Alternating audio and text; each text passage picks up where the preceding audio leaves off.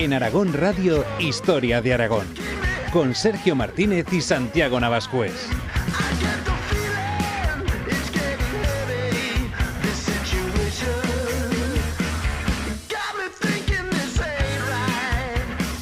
Entre castillos, posiciones fortificadas de diferentes etapas históricas, Aragón cuenta con más de 500 de estos edificios repartidos por todo el territorio y que explican buena parte de su historia. Sin embargo, hay uno de ellos especialmente reconocido y reconocible, que es además la fortificación románica mejor conservada de Europa, el Castillo de Loarre. ¿Cuál es su historia y qué papel tuvo antes y después de la expansión territorial del Reino de Aragón en las estribaciones pirenaicas y en la Hoya de Huesca? Soy Sergio Martínez, en la técnica está Ana Vázquez y te doy la bienvenida a este viaje por la historia de Aragón en Aragón Radio.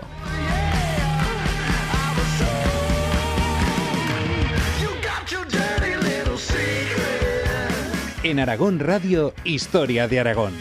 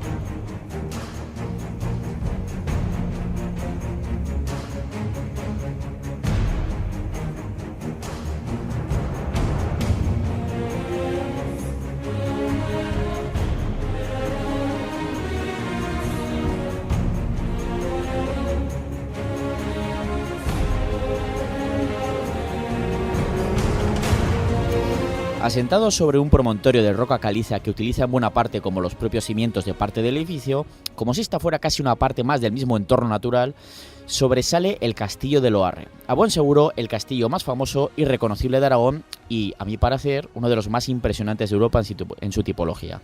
Con este episodio que vamos a dedicar a la historia de este singular castillo, vamos a iniciar en esta quinta temporada una nueva colección de programas que sumaremos a las ya existentes y que tenemos dedicadas, por ejemplo, a los Reyes de Aragón.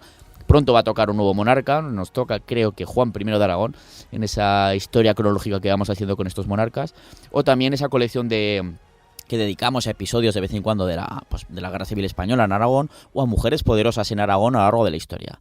Así que Loarre va a ser el protagonista de una serie de episodios, o el primer protagonista, que iremos dedicando a lo largo de este año a diferentes fortalezas aragonesas. Como siempre, y para hacer este viaje por el tiempo, me acompaña el doctor en Historia, Santiago Navascués. Bienvenido, Santiago. Hola a todos queridos oyentes. Bueno, hoy tenemos un programa de un castillo precioso, ¿no? Que además está en un entorno así como con un aura mágica, ¿no? Es que parece que siempre ha estado allí, o sea, que haya surgido de las piedras directamente, prácticamente. Sí, verdad. Y bueno, hay un entorno pues ahí precioso, ¿no? Como decía, es un sitio también de leyendas. Bueno, ya sabéis los que los sigan habitualmente, ¿no? Que al igual que el humorista Goyo Jiménez es experto en asuntos americanos, pues yo soy un poco experto en leyendas, ¿no? En lo legendario. Entonces, bueno, pues yo tengo, con permiso de Sergio, yo conozco una leyenda, ¿no? De por estos lares de Cuéntanos, Santiago. Sí, voy a compartir con ustedes. Bueno, pues resulta que en tiempos de los visigodos había un conde, el conde Don Julián, que estaba enfrentado al rey Don Rodrigo, porque este rey Don Rodrigo pues se había ultrajado a su hija, ¿no? Este conde es el que estaba por Ceuta, ¿no? O por Melilla, en una posición visigoda, pero estaba en el norte de África, ¿verdad? Creo recordar. No recuerdo muy bien si por ahí o más bien por la zona de Murcia, etcétera, ¿no? El caso es que este señor, el conde Don Julián, ¿no? Según las fuentes, según las crónicas, que eran muy peliculeras en la época, pues decían que para vengar así a su hija, pues que fue que le proporcionó las naves a los musulmanes que cruzaron la península y acabaron con el reino visigodo de Don Rodrigo.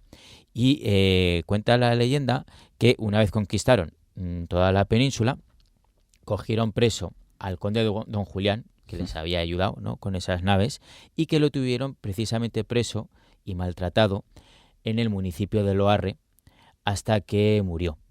Y a pesar de que era cristiano, pues fue enterrado apartado de la iglesia mozárabe, que los mozárabes eran los cristianos que vivían en Al-Ándalus. Y luego, tiempos después, el padre Huesca, en el siglo XVIII, dijo haber encontrado el sepulcro profanado, ¿no?, por unos saqueadores de este conde don Julián en lo alto de las escaleras del castillo de Loarre, que es totalmente inverosímil, sí, porque bueno, el castillo fue construido varios siglos después de esta historieta, ¿no?, del conde don Julián, que seguramente pues tampoco sea cierta, ¿no? Pero bueno, ahí queda la leyenda. Oye, pues es curioso, ¿verdad? Yo creo que sí que era el que estaba pues en una posición que tenían los visigodos en el norte de África y es el que les ayuda a pasar por el estrecho de Gibraltar, con lo que mencionabas antes de lo de las naves. Y la verdad es que, bueno, para empezar a abrir boca de este tema del castillo de Loarre, pues está chulo esta historia que nos has contado, Santiago.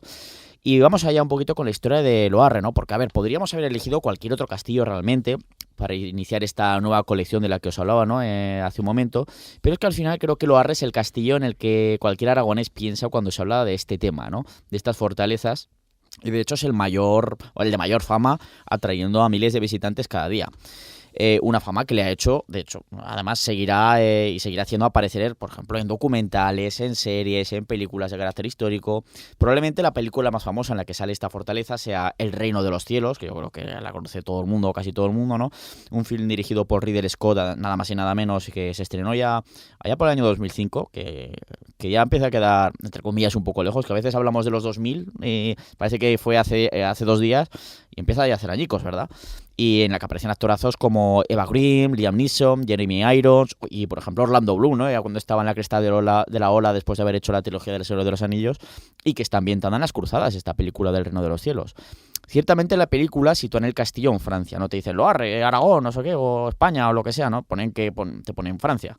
Pero aún así se demuestra lo impactante que es esta fortaleza para que si viniera a rodar una película internacional con semejante reparto, ¿no?, y semejante director.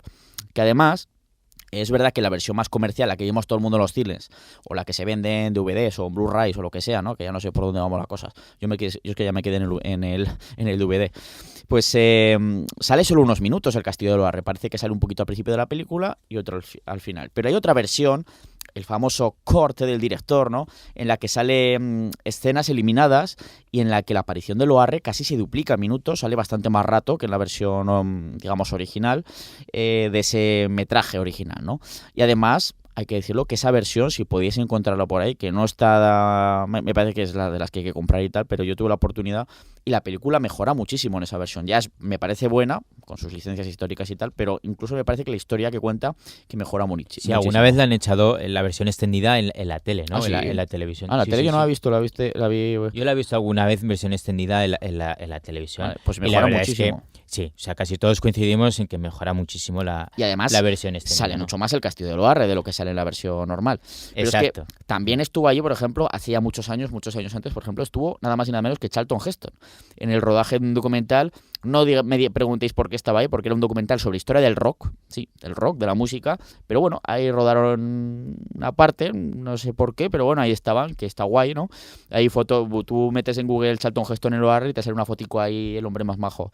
Y bueno, y más recientemente, hace unos meses, en el momento en el que hemos grabado este programa, ¿no?, pues salió en la película Irati, que también es muy curiosa, que está ambientada en la época de Roncesvalles y tal, más o menos en esa época. Sí, que es un poco sobre mitología vasca. Sí, un poquito, exactamente. Pero el castillo que sale en Irati es el castillo de Loarre. Y bueno, por supuesto, en el Ministerio del Tiempo, en el que a todos aquellos que hacen pillerías históricas, a los que acaban cogiendo, los mandan al castillo de Loarre en el tiempo, al siglo XI o el siglo XII, que siempre sale de vez en cuando castillo de Loarre, y a los prisioneros los mandan ahí, que me hizo muchísima gracia cuando lo sacaron esto en esta serie. Pero bueno, más allá de lo cinematográfico, en este programa vamos a hablar de la historia de este castillo desde sus orígenes y sobre el papel que tuvo durante el proceso de expansión del Reino de Aragón, e incluso desde antes, desde incluso en el Reino de Pamplona, pues fueron realmente los reyes navarros los que empezaron a impulsar su construcción.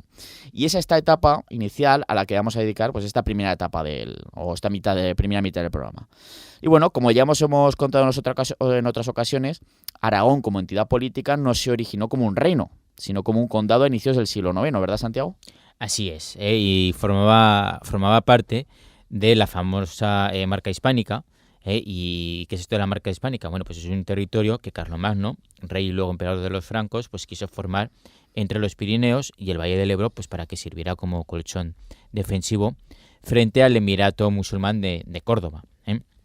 Sin embargo, ¿qué es lo que ocurrió? Pues que acabó fracasando este proyecto, ¿no?, a la hora de dominar toda esa área, aunque sí que fue capaz de establecer una serie de territorios en los Pirineos que dependían de su poder, pero que funcionaban pues de una forma más o menos autónoma para poder llevar a cabo con mayor rapidez esa función defensiva y de vigilancia de la frontera de su imperio, ¿no? Y esos territorios pues fueron puestos en inicio bajo el gobierno de una serie de señores de la guerra al servicio de Carlomagno, esos famosos condes de pequeños territorios, pues como fueron los condados de Aragón, Sobrarbe, Ribagorza, Barcelona y otros de los llamados condados catalanes, pero a lo largo del siglo IX y X, el poder carolingio y su imperio pues se fueron disolviendo, y gracias a ello pues estos condados fueron aumentando pues ya de facto, ¿no?, pues su independencia, hasta hacerse pues esa independencia pues total, ¿no? Claro, en el caso del Condado de Aragón, que es el que nos toca más, ¿no?, porque ahí estaría ese castillo de Loarre y se construiría, era un pequeño territorio que seguía parte de ese valle del río Aragón, que al final da nombre uno a otro, no se sabe bien de dónde viene, si del río al territorio, del territorio al río, pero bueno. Y con el paso del tiempo se fueron sucediendo en esa etapa condal pues los diferentes condes que conocemos, ¿no?, hasta que uno de ellos, nos colocamos ya con la época de Galindo II Aznárez, parece que solo tuvo una hija y heredera, o al menos que llegara a su edad adulta, ¿no?, al menos, ¿no? Esta hija se llamaba Andregoto Galíndez. Vaya nombrecito. Sí, y pues bueno, es la que al final acabará siendo su heredera, porque es la única que, como mínimo, que llegó a la vida adulta, ¿no? Sobre esta etapa del Aragón condal, que es una etapa, uno de los episodios, uno de los momentos más poco o menos conocidos, ¿no?, de la historia aragonesa, pues te contamos la historia de los orígenes de ese condado con mucho más detalle, si quieres saber más, ¿no?, en el episodio 14 de la segunda temporada, y que ya sabéis que podéis escuchar cuando queráis en este formato podcast, ¿no?, que lo tenéis siempre disponible, lo tienes en aragonradio.es y en las diferentes plataformas de podcasting como iVoox. Así que ahí lo tenéis, ese episodio 14 de la segunda temporada sobre el Aragón condal. Eso es. Y después, bueno, de este apunte, ¿no?, para que el que quiera pues tener más conocimiento e información pues vaya a ver ese programa. O recordar un poco, si se escucha hace mucho tiempo, que estamos en la quinta temporada y estamos hablando de la segunda, o sea que ha llovido bastante desde ese episodio. Bueno, pues después de esto, ¿no?, de esta mención, vamos a volver a esa época, ¿no?, al siglo X, en que existían en la península ibérica pues dos reinos cristianos de cierta importancia, que era el de Asturias-León y el de Pamplona. Y fue precisamente con el heredero de este último, con el heredero del rey de Pamplona, con quien fue casada Andregoto,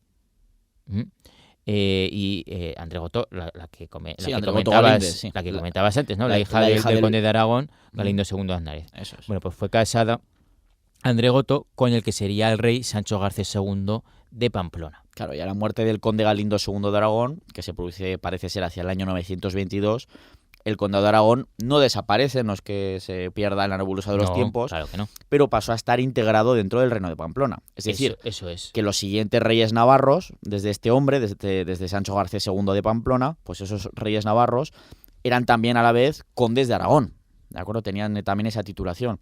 Y así fue durante más o menos el siglo siguiente. O sea, pasó un siglo en el que el condado de Aragón siguió existiendo, pero los condes de Aragón serían los monarcas navarros, ¿no?, de Pamplona. Eso es. Entonces, por ello, pues los inicios del Castillo de Loarre hay que ponerlos como una fortificación iniciada por los reyes de Pamplona. Uh-huh. Los reyes de Pamplona, que también son condes de Aragón. Entonces, bueno, ya lo hemos comentado alguna vez, pero si alguien quiere abrir boca pues para conocer un poco más esta época de los inicios del castillo, pero sin meterse de cabeza desde el principio en un libro de historia, Uh-huh. pues os recomendamos la novela El Castillo, del escritor aragonés Luis Zueco, que seguro que conoce muchísima gente, ¿no? Y que además es muy buena. probablemente sea la persona que más sabe en Aragón sobre castillos, Luis Zueco, porque es una pasada. Eso es. Entonces, volviendo a la historia de la fortaleza, claro, nos tenemos que situar ya a inicios del siglo XI, justo cuando el califato musulmán de Córdoba pues estaba desintegrando en los primeros reinos de Taifa, ¿no? Entonces, tras la muerte de Almanzor, que era caudillo cordobés que había derrotado y aterrorizado a los diferentes territorios cristianos del norte peninsular, pues estos territorios, y específicamente los reinos de León y Pamplona, empezaron a pasar a la ofensiva aprovechando esa mayor debilidad, ¿no?, de los musulmanes, ¿no?, que estaban fragmentados en multitud de pequeños reinos taifas que guerreaban entre sí, ¿no? Entonces, aunque bueno, debilidad entre comillas, porque en algunos casos pues tampoco hay que pensar en reinos taifa débiles, ya que bueno, algunos pues realmente fueron reinos poderosos que supieron hacer frente a esa nueva fase, ¿no?, de diferentes equilibrios de poder en la península. Exactamente. Pero sin duda, si hubo un monarca cristiano que destacó por encima del resto en esa época, ese fue el rey Sancho III el Mayor de Pamplona, que va a ser el primer protagonista de esta historia del castillo de Loarre, ¿verdad? Sí, gracias a las políticas militares de este señor y diplomáticas, pues Sancho III el Mayor de Pamplona pues acabó dominando prácticamente toda la península cristiana, ya fuera directa o indirectamente. O sea, fue rey desde el año 1004 y a su muerte el 18 de octubre del año 1035 dejaba un reino de Pamplona que no constaba solo del actual territorio navarro. No, porque también dominaba la zona que es actualmente La Rioja, ¿no? Todo lo que hoy en día es Euskadi o el País Vasco, ¿no? Así es. Más de la mitad de lo que es la actual Comunidad de Cantabria, toda la zona de lo que sería Castilla, es decir, toda esa zona de Burgos, ¿no? Palencia, así como por supuesto, los condados de Aragón, Sobrarbe y Ribagorza, teniendo, además, no solo dominando esos territorios, sino que tuvo mucha influencia también en el Reino de León, que estaba separado de lo de Castilla en ese momento, que era un condado todavía. Es decir, que el reino de Pamplona es que tuvo un poder tremendo, ¿no? Y a la muerte del rey Sancho III de Pamplona, pues bueno, tomó la típica decisión de monarca que se viene arriba y dice, bueno, voy a intentar contentar a todos mis hijos, a todos mis vástagos, y voy a dividir mis dominios entre todos ellos. Nunca sale bien, como siempre decimos, ¿no? Y claro, lo que esto significa que en los años siguientes las dinastías a la vez del mismo reino de Pamplona, también de Castilla, de Aragón, de Sobrarbe y de Ribagorza, venían de la estirpe de este monarca navarro y de la dinastía navarra, sí, ¿no? Son todos descendientes de este Sancho III, el Mayor de Pamplona. Sí, y es que luego encima, años más tarde, uno de sus hijos, de Sancho III, ¿no?, que sería Fernando, hereda el gobierno del condado de Castilla, pero lo hace ya a título de rey. Pues unos años después de la muerte de su padre, como rey de Castilla, acabaría también haciéndose con la corona del Reino de León mediante la guerra. Pero bueno, esa, como siempre decimos, esa es otra historia, pero nos sirve para hacernos una idea de la inmensa influencia que tuvo Sancho III de Pamplona y después también sus propios hijos. Entre ellos, pues también Ramiro I de Aragón, que sería uno de esos hijos que luego hablaremos un poquito de él. Sí, vamos ahora ya a lo que es la frontera oriental, ¿no?, de sus extensos dominios, ¿no?, Uh-huh. de este Sancho III el Mayor.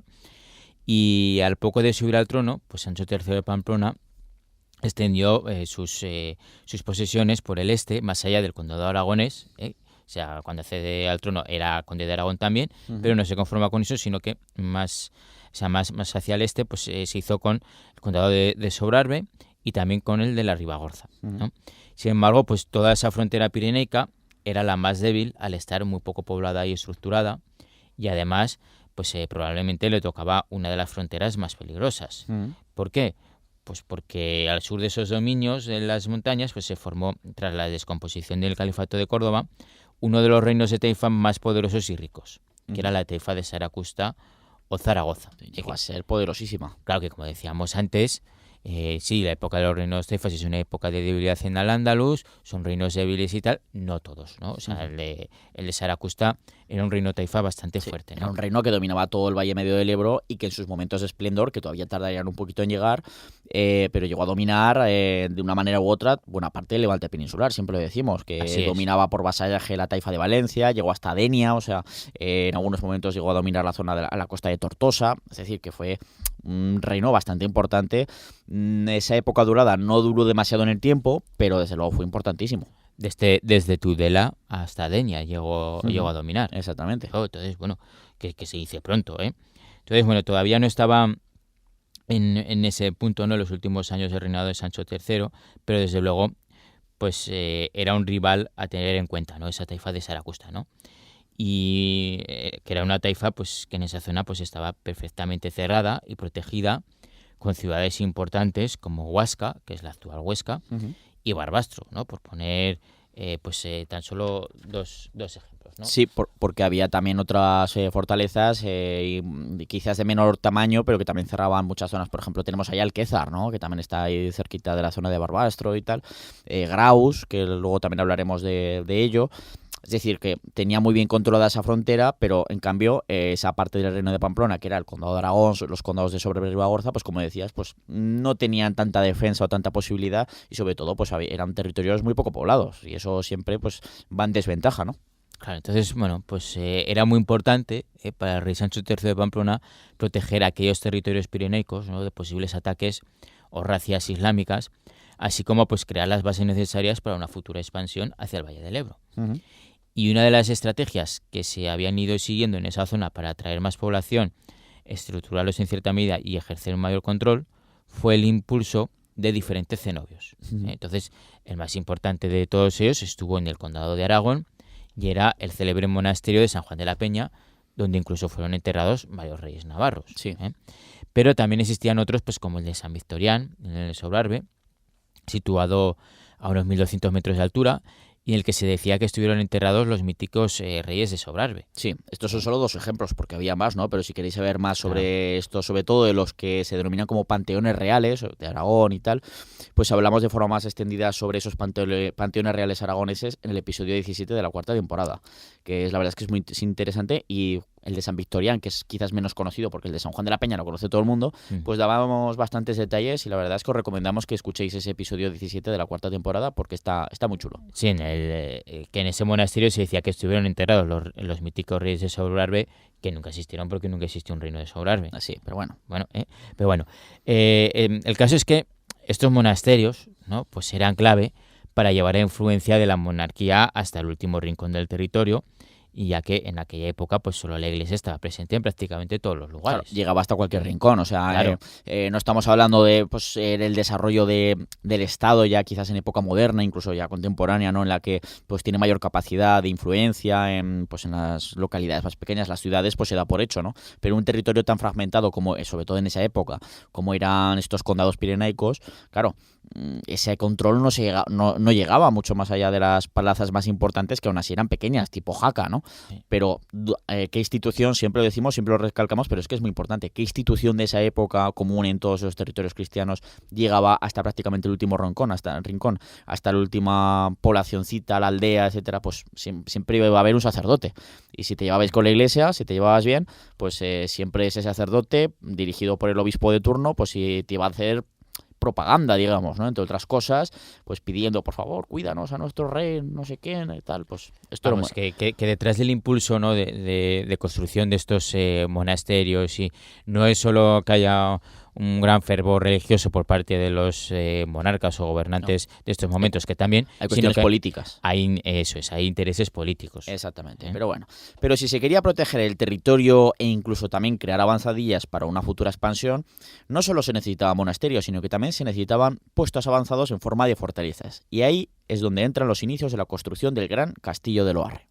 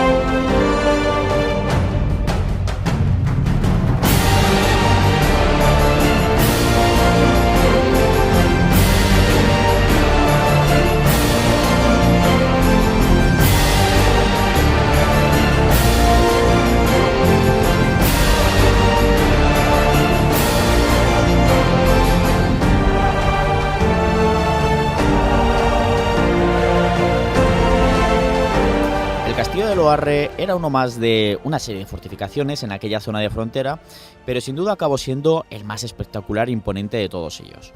Fue el rey Sancho III de Pamplona quien ordenó los inicios, como decíamos hace unos minutos, de la construcción de esta posición a finales ya de su reinado, es decir, que ya se empezó a construir prácticamente sobre la bocina, podríamos decir, ¿no? A partir del año, de hecho, del año 1033. Sí, porque murió en el 1035. Exactamente, recordemos que murió en 1035, pues la primera fase constructiva de este castillo son esos 2 años, esos 2 últimos años del reinado de Sancho III, el mayor de Pamplona. Y ahí se inicia esa primera fase. A buen seguro se produjo pues un estudio de la zona, de esa región, para ver también cuál era o cuál podía ser el punto idóneo para su construcción. No es que digan, bueno, ahí, no, pues normalmente ahí se hacían planificaciones en ese sentido, y el lugar elegido correspondió tanto a razones prácticas para la propia defensa de la nueva posición que se iba a construir, como también a la importancia estratégica que acabaría teniendo, ¿no? Estas fortificaciones, normalmente un castillo o una pequeña fortaleza, aunque sea, no se va a construir en cualquier lugar, sino que tiene que ser una posición que se puede defender bien, fácilmente, con la menos cantidad posible de gente, porque eso luego hay que mantenerlo, ¿no? Esa posición, una guarnición, ¿no? Claro, a ver, mira, cualquiera que haya estado ahí, o sea, se da cuenta de ello. Sí, o sea, nada más verlo. Sí, salta a simple vista, ¿no? Salta a la vista, claro, porque tan solo hace falta pues asomarse por la rampa que da acceso a la puerta principal para ver la gran extensión de tierra que se ve y domina mirando hacia el sur, pues precisamente, bueno, pues hacia ese llano que seguían dominando los musulmanes en la taifa de Zaragoza. Un efecto que se hace todavía más patente si realizamos observaciones desde los niveles superiores de la fortaleza. Claro, es que es un territorio enorme el que controla hacia el sur. Claro, o sea, ya solo con eso vemos en primera persona las funciones de observación del territorio circundante que debe tener toda posición fortificada. Pero es que además se eligió un promontorio de roca caliza, como tú decías, que ahorran muchos costes, ¿no? Porque es utilizado en buena medida como los propios cimientos de la construcción. Y esto era bueno no solo porque a buen seguro se utilizó pues parte de esa piedra como cantera, seguramente también, ¿no?, para el castillo, sino sobre todo porque al estar asentado sobre la roca madre hacía inviable que los muros del castillo pudieran ser minados. Es decir, imposibilitada que los posibles atacantes, en caso de ser asediado, pues tuvieron la oportunidad de cavar esos famosos largos túneles, ¿no? O minas que acaban por llegar hasta los mismos cimientos de los muros y que luego pues les prendían fuego, los llenaban de madera, bueno, de materiales inflamables, le prendían fuego, y esto al paso del rato pues hacía que precisamente pues los muros que estaban justo encima pues acabaran colapsando, ¿no? A que la estructura acabara colapsando, se derrumbara y se creaba así pues una brecha en el sistema defensivo, en la muralla de turno, que se pudiera utilizar esa brecha pues para llevar a cabo un asalto general a la posición. Claro, pues al estar construido sobre ese gran mazacote de piedra, pues era imposible, ¿no? Pues hacer estos túneles por debajo. Que se podía hacer en las murallas que luego se construyen en el recinto exterior, que las hay, que se conserva buena parte de ello, aunque otra parte fue expoliado. Se dice que se utilizaron pues los del propio pueblo de Loarre, y seguramente en algún sitio más, pues fueron llevándose siglos más tarde bloques de parte de esa muralla que ha desaparecido pues para construir otras edificaciones. Pero esto se ha hecho en todos los sitios, en cualquier edificio, sobre todo también de la antigüedad, pues en los grandes edificios romanos, por ejemplo, cuando acababan en desuso, no se necesitaban, pues se desmontaban y se utilizaban esos materiales para construir otras cosas. No obstante, o sea, como decías al principio del programa, a pesar de esto, ¿no?, de que la gente utilizará la piedra de la zona, y sigue siendo la fortificación románica mejor conservada de toda Europa. Exactamente, que no es poco, es que es una pasada. O lo que es lo mismo del mundo. Que además por eso le hemos elegido esta fortificación para empezar esta colección, ¿no? Que podríamos haber elegido, que además lo haremos, hablar de otras grandes fortificaciones. A mí, por ejemplo, una que me encanta es la de Peracense, Castillo de Peracense, que es brutal, y yo creo que podríamos colocar en su distinta tipología prácticamente al mismo nivel de Loarre, porque me parece espectacular también, es que lo es. Sí, yo en varias ocasiones he dicho que no me extrañaría nada que de aquí a unos añicos pues apareciera en películas igual que Loarre y se le diera y se le acabe dando el mismo bombo que a Loarre, porque es que la verdad es que es espectacular, está en un entorno muy bonito también. Es que es más, ¿no? Es que se debe hacer, o sea, no es algo que ojalá, no, es que es algo que se debe hacer. Sí, yo lo espero con ilusión, que algún día se dé. Exactamente. Y luego otras fortalezas como el Castillo de Monte Aragón, seguramente de estas dos, de Peracense y de Monte Aragón, serán los 2 episodios que completen esta primera parte de esta colección de castillos en el que trataremos a lo largo de esta 5ª temporada, que bueno, que nos queda todavía evidentemente mucho porque acabamos de empezar, este es el 5º episodio, o sea que anda que nos queda tela. Bueno, pero aún, hay otro factor más que explica la localización de este castillo, ¿no? Que es que Loarre se sitúa en esa zona de las primeras montañas del Prepirineo que dan acceso o bien al llano hacia el sur o bien hacia el norte al núcleo principal de los valles que conformaban el condado de Aragón. Claro, por eso era importante controlar esta zona. Claro, o sea, se posiciona pues sobre la Gran Hoya de Huesca, pudiendo controlar cualquier movimiento enemigo y también protegiendo los pasos que daban acceso hacia las montañas, como el de Arguís al este y el de Riglos hacia el oeste. Uh-huh. O sea, cualquier ataque enemigo que intentara forzar dichos pasos podía ser hostigado desde el Loarre, lo que obligaba a los enemigos a tener que intentar conquistar o al menos bloquear la fortaleza para que esta y su guarnición pues no se convirtieran en un peligro a la retaguardia. Exactamente, ahí el paso más importante, el más cercano, es el de Arguís, que lo tenemos ahí, que es donde pasa la carretera, la autovía que va hacia la Jacetania y todo esto. Algo muy importante teniendo como frontera a la poderosísima taifa de Saracusta. Exactamente. Que siempre había racias, pequeños ataques muchas veces, pero Claro, si hubiera un ataque más de importante... un lado y otro de la frontera. Claro, y todo esto es como función defensiva, claro, pero también sería clave esa función en lo amenazante, ¿no? Es que, claro, cualquier ataque enemigo que intentara forzar dichos pasos podía ser hostigado desde el Loarre. Si tú imagínate que un ejército musulmán hubiera querido pues o atacar la zona de Arguís o irse por el otro lado hacia el oeste, hacia la zona de los Riglos, de los mayores de Riglos, ¿no? Claro, pues o tenían que conquistar primero Loarre o dejarla atrás y dejar, por supuesto, tropas asediándola. O sea, que era un enemigo en la retaguardia, ¿no? Uh-huh. Y eso, como decía, todo esto que estamos hablando es solo como función defensiva, pero también sería clave esa función amenazante sobre el llano, porque se veía perfectamente ese castillo, es una amenaza constante que tenían ahí en este caso los saracustíes, los ostenses, ¿no? Esa taifa de Zaragoza, y que podía utilizarse como una base para pequeños ataques o incluso para grandes expediciones, tal y como acabaría ocurriendo a finales del siglo XI, claro. O sea que, como decíamos antes, pues los inicios de la construcción, ¿no? Pues se produjeron a partir del año 1033 y duraron hasta el 1035. Esa primera fase, ¿no? Esa primera fase, sí. Justo pues a la muerte del rey Sancho III, el mayor de Pamplona. ¿Y qué partes del castillo que vemos hoy en día pues comprenderían esta primera fase constructiva? Bueno, pues esa primera construcción data en la capilla real, situada ya en el interior y a la que se accede pues por la primera escalinata, nada más acceder al castillo a mano derecha. Uh-huh. También se construyó en esa primera fase el llamado Torreón de la Reina, uh-huh, el patio de armas, la torre del homenaje, que destaca sobre todo el edificio, y algunas de las estancias militares y de servicio. uh-huh. Y claro, cuando muere el año 1035 el rey Sancho III de Pamplona, ¿qué es lo que ocurre? Pues que este señor reparte sus dominios entre sus hijos, uh-huh, y el primogénito de sus hijos era Ramiro. Lo que ocurre es que no estaba considerado como hijo totalmente legítimo, ya que cuando fue concebido el monarca pues no estaba casado con doña Sancha de Aybar, que era la madre, la madre de la criatura. Bueno, que de hecho nunca se casaron, no es que no estuvieran casados y luego se casaron. No, es que no se llegaron a casar. También es verdad que Sancho III, en el momento que está con su amante, no con Sancha de Aybar, y tiene a Ramiro, no estaba casado con nadie en ese momento, pero aún así, claro, no es un hijo, según los cánones de la época, que estuviera dentro del matrimonio, que era la única forma de legitimar descendencia, y por lo tanto, Ramiro, ese Ramiro I de Aragón, fue un hijo bastardo, ¿no? Aunque el monarca aún así le reconoció como hijo suyo, no fue en plan, no, yo este chico no lo conozco, pero sí, lo reconoce, pero evidentemente, a pesar de ser su primogénito, pues no le tocaba ese papel de heredar el título principal. Que era el reino de Pamplona. El reino de Pamplona, exactamente, claro, de su padre. ¿No? O sea, eso se ve perfectamente en el testamento, que muere Sancho III mayor de Pamplona y en lugar de heredar el reino de Pamplona, como le correspondería por ser primogénito, pues le toca el pequeño condado de Aragón. O sea, legalmente Ramiro debería haberse intitulado como conde, claro, conde de Aragón. Hereda un condado. Eso es, pero nunca lo hizo.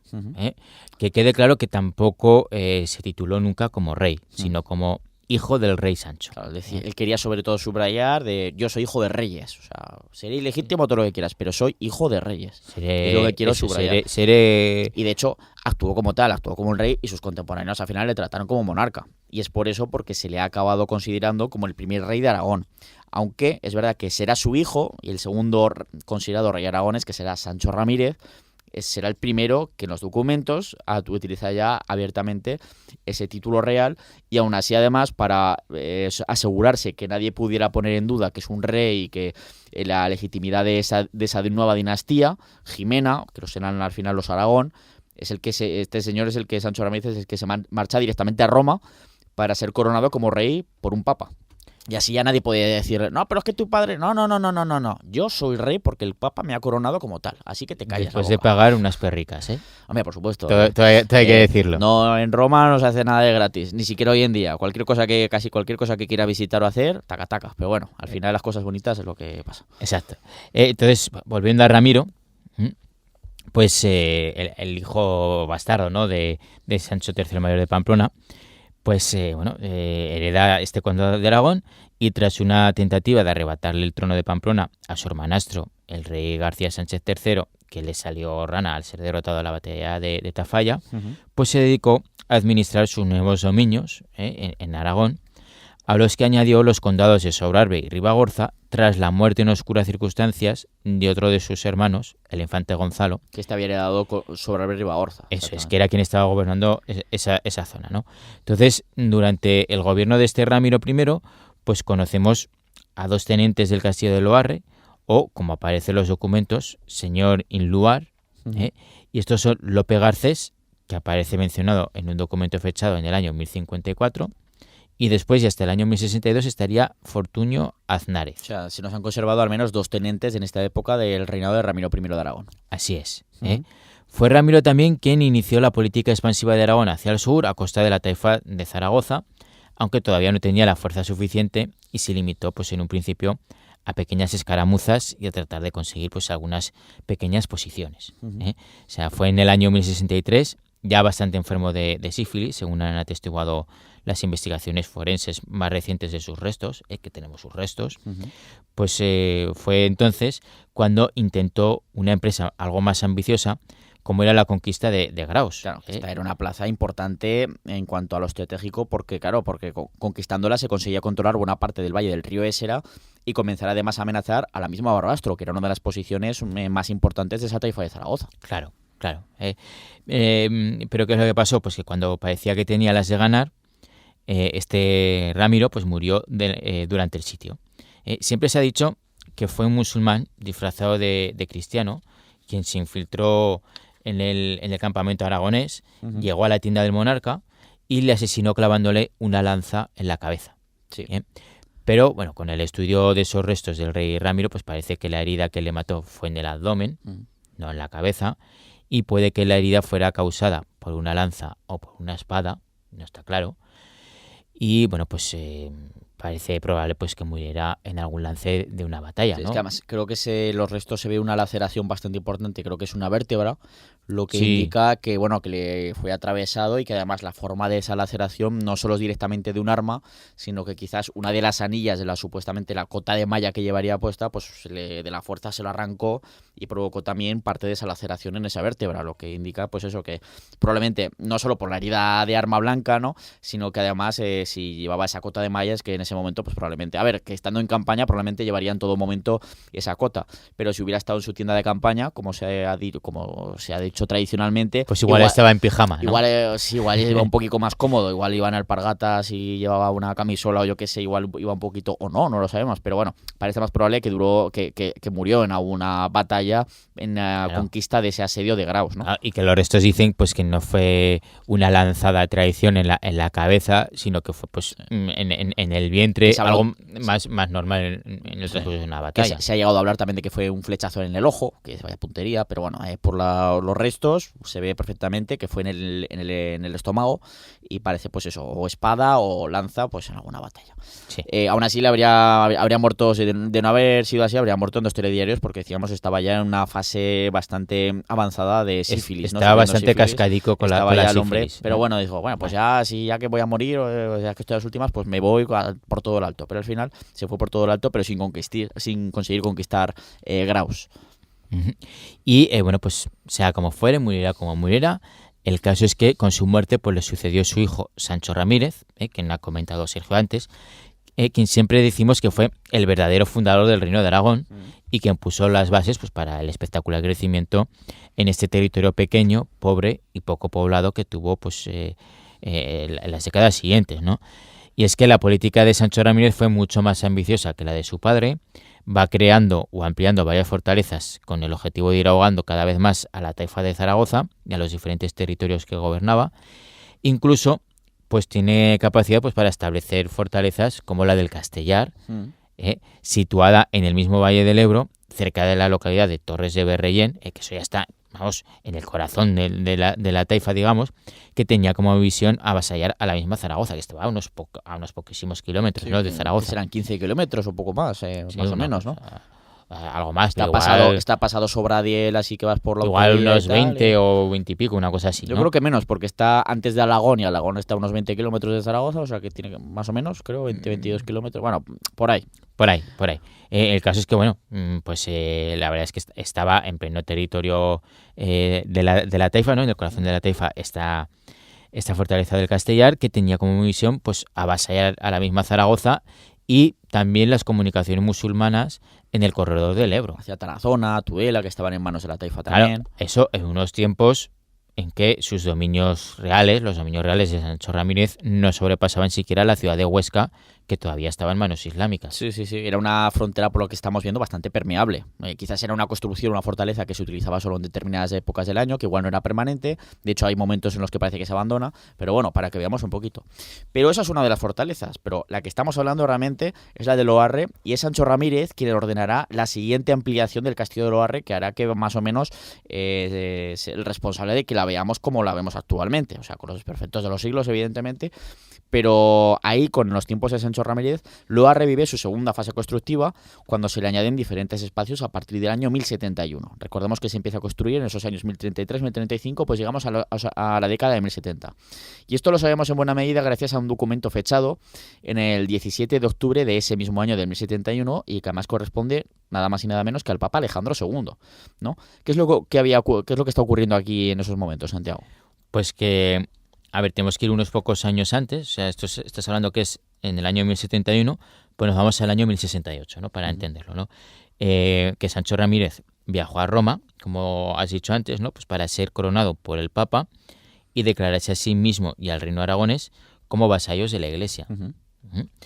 Entonces, uno de los acuerdos a los que llegaron fue que la Iglesia aragonesa pasaba a depender más de la Roma papal, la cual estaba tratando en esos momentos de aumentar su influencia en la Europa cristiana. Sí, que los obispados y arzobispos no fueran a su aire, sino que dirigidos más a los territorios de los reyes o condes de su momento, sino que dependieran más de la Iglesia, del Papa de Roma y de sus órdenes, ¿no? Así es, ¿no? Entonces, con ese cambio y alianza, pues se acordó que la Iglesia aragonesa abandonara el tradicional rito mozárabe, el de los cristianos que vivían en Al-Ándalus, ¿no? Que habían quedado aislados del resto de y no solo en Al-Ándalus, también lo seguían los reinos cristianos del norte, que no estaban bajo dominio cristiano. Seguían con ese rito, con ese rito de los mozárabes, y bueno, pues que abandonarían ese rito tradicional adoptando el rito romano, pues en clara sumisión, ¿no?, a los designios papales. Sí, que ahí lo importante no es que se haga la misa de una manera u otra, sino declararse exactamente sumiso al Papa. Y bueno, ese rito romano, lo hemos dicho en otros programas, entra en la península ibérica, de hecho, a través del Reino de Aragón. Y el primer lugar que lo adopta es el monasterio de San Juan de la Peña. Pero gracias a ese documento del que estamos hablando, de octubre del año 1071, del Papa Alejandro II, sabemos que también lo adopta un nuevo monasterio, este rito romano, que establece el rey Sancho Ramírez precisamente en el castillo de Loarre, durante esa ampliación de las instalaciones de la fortaleza de la que estamos hablando, ¿no? Y así, Loarre pasó a tener una doble función, la militar y también la monástica y religiosa, con el monasterio de San Pedro de Loarre, y con canónigos enviados de la Orden de San Agustín, y que pasarían además, este monasterio pasó a estar bajo la protección no del rey de Aragón y de la monarquía aragonesa, sino directamente bajo la protección directa del Papa. De ahí ese documento de Alejandro II del que estamos hablando, del año 1071. Sí, y si nos vamos pues a la historia militar, pues los años más importantes, ¿no?, en cuanto a esa historia militar del castillo, pues tienen lugar entre las décadas de 1070 y 1090, especialmente en esta última, cuando Loarre pues se convierte en una de las puntas de lanza para acometer la conquista de la ciudad de Huesca. O sea, el primer intento llegó en el año 1094 al mando del rey Sancho Ramírez, que fracasó, o sea, va a hacer un spoiler aquí, o sea, él así acabó fracasando cuando el monarca fue herido por una flecha mientras se acercó demasiado al inspeccionar las defensas de la ciudad ocense, ¿no? Entonces Sancho Ramírez murió a las pocas horas, siendo sucedido por su primogénito, el rey Pedro I de Aragón.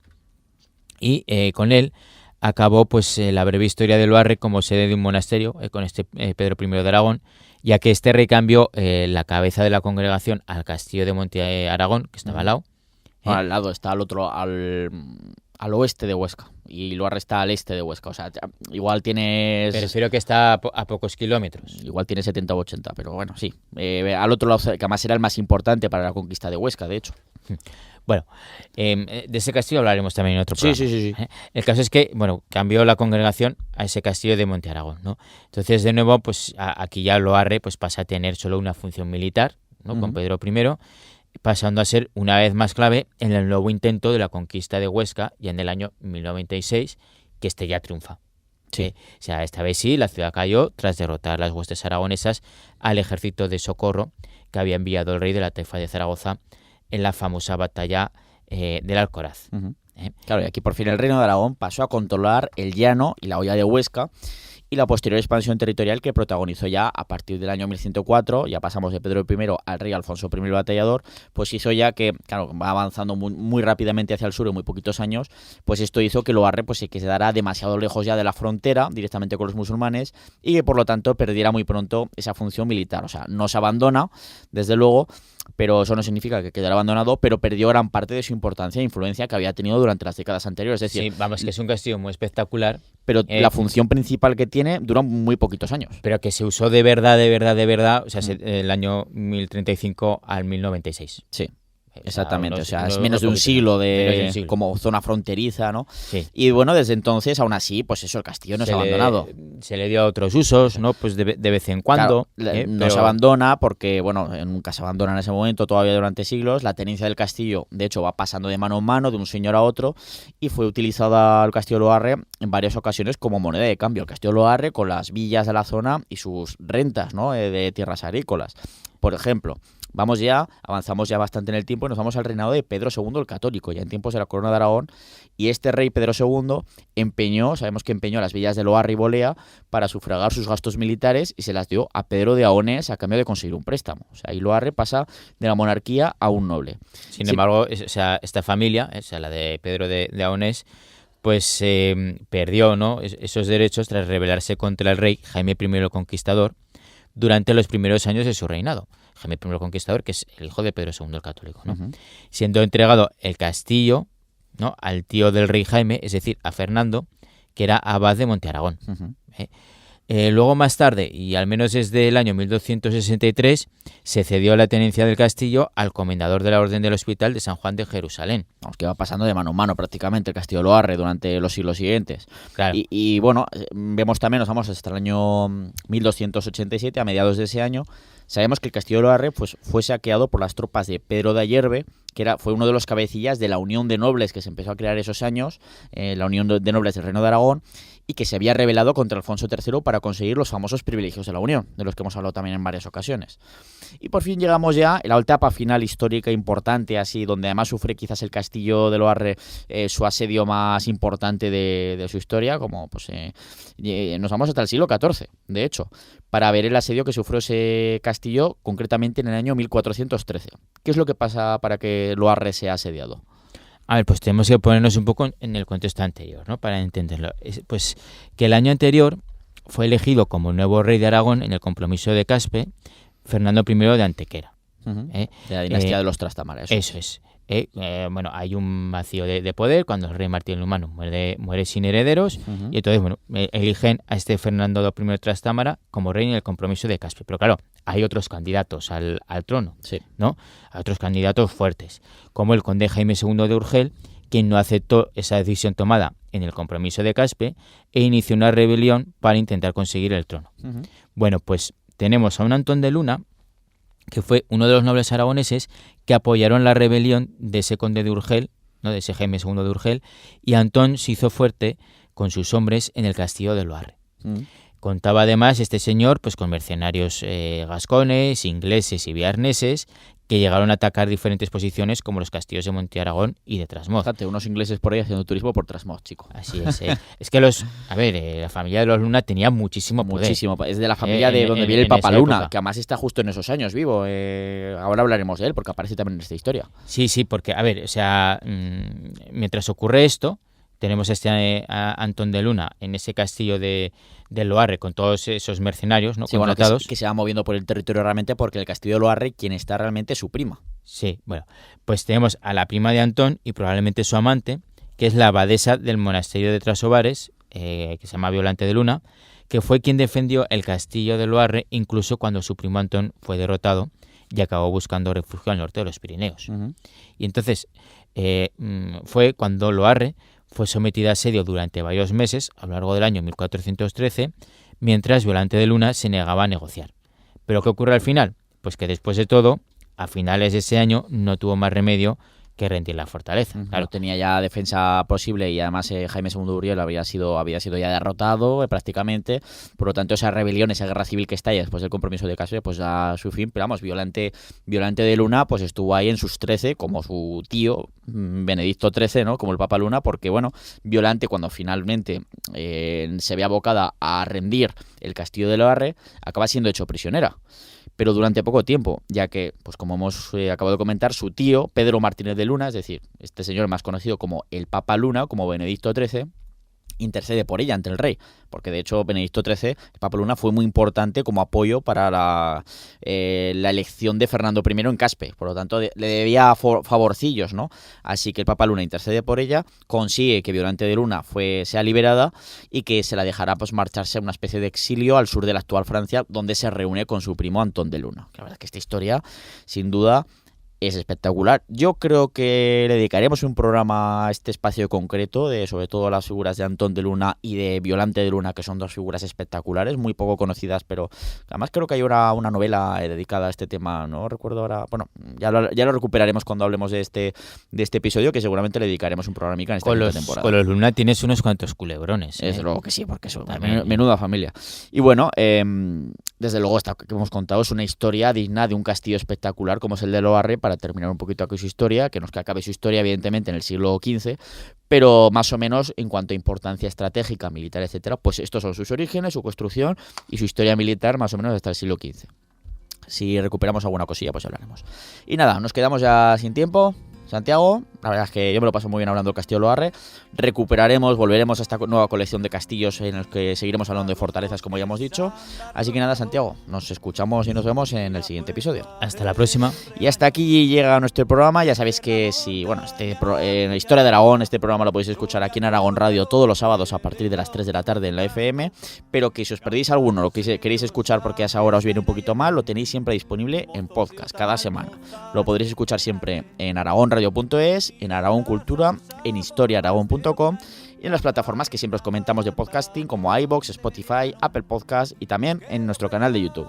Dejadnos vuestras opiniones, vuestros comentarios, son importantísimos para nosotros. Suscribíos a nuestros canales para que os salga siempre el aviso y no os perdáis ningún episodio y así poder compartir entre todos la historia aragonesa. En la técnica hemos tenido a Ana Vázquez y te esperamos en el próximo programa para seguir haciendo historia en Aragón Radio. En Aragón Radio, Historia de Aragón, con Sergio Martínez y Santiago Navascués.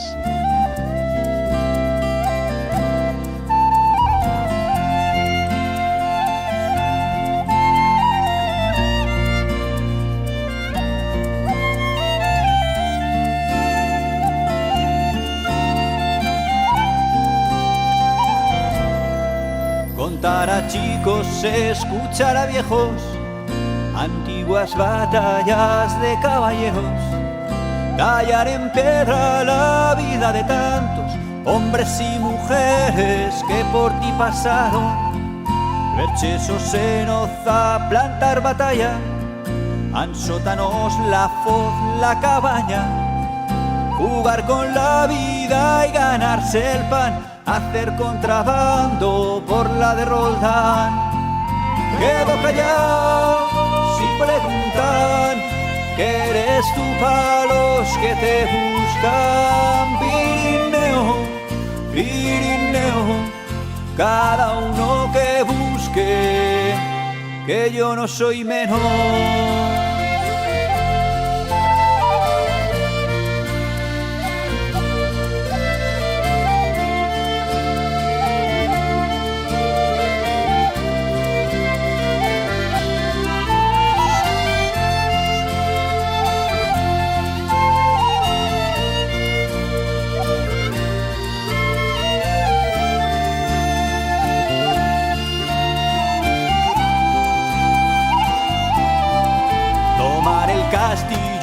Peñaforca o al gigante de la Ribagorza.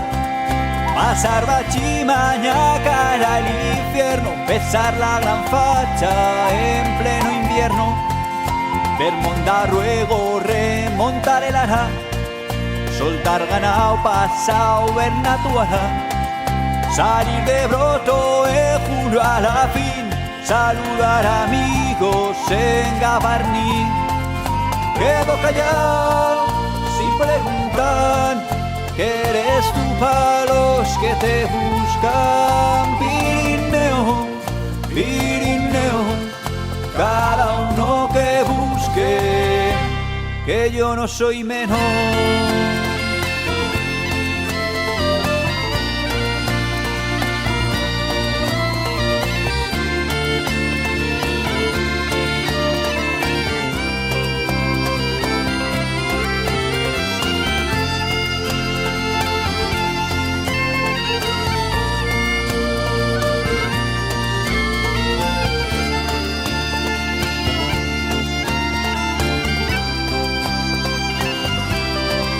Sonar cañones para San Antón, quedar con las brujas en el turbón, enseñar secretos a compaire, solo dejar pasar a un tal Luciembriel, dejar libros por ayudar a padre, marchar de casa por nacer tarde, volver al tiempo al mismo lugar.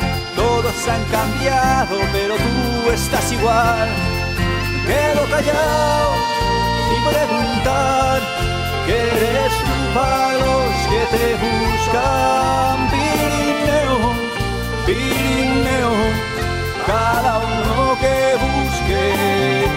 Y quedo callado si preguntan que eres tú para los que te buscan. Pirineo, Pirineo, cada uno que busque, que yo no soy menos.